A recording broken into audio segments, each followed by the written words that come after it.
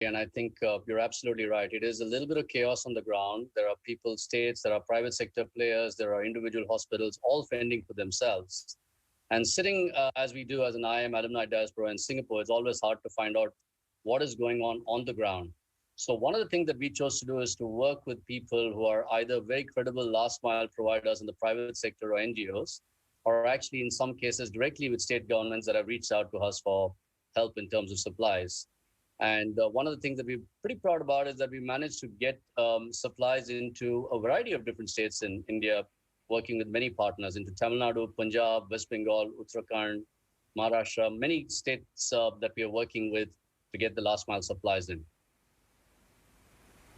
How much have you been able to achieve thus far, Suresh, from a sourcing and distribution perspective, because that's really what is required right now, and what is the aim going forward?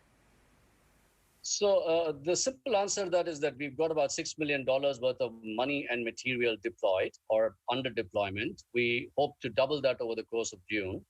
But suddenly it's a problem that goes beyond money. There are a lot of people who have money, and it's what we call in management in the many-to-many problem. There are many suppliers in many countries, many sources of shipping, many sources of funding, many last mile recipients in both states and private sector. And this is, in a way, it's classically made for a community like us. We are an alumni community of business leaders. We have expertise in a network that's global. And one of the things that we managed to do is to say, how do we put that expertise to work? So we've actually mapped out an entire ecosystem and connected people. You know, we've got suppliers in places like China, Turkey, Indonesia, Singapore, Vietnam. And we're trying to find out how to get the right shipping from all of these options and then get them into the right ports and the right credible last mile parties in India. So in a way, we are actually doing more than just money out here, Tanvir.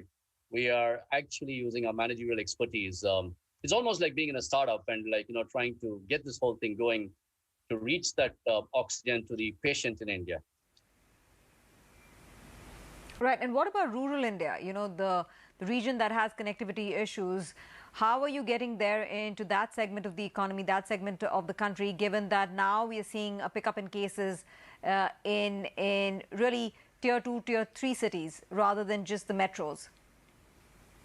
Again, I think we depend on the credibility and the expertise and the knowledge base that our last mile partners in India have. So we work with the Singapore Red Cross, which is working with the Indian Red Cross, which is then making sure that, there is a system to reach it to the right hospitals, not just in urban centers, but in tier 2 and tier 3 India. Likewise, we are working with people like ACT Grants and SWAST. We work directly with the government of Punjab. And many of these, for example, we're trying to get a PSA plant into a hospital in Faridkot in Punjab, right?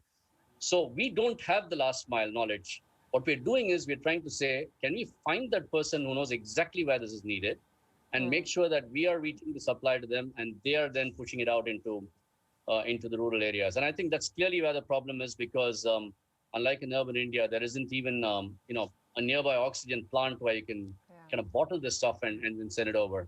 But the good news is that I think the people on the last mile are thinking well beyond urban India into tier 2 and smaller towns.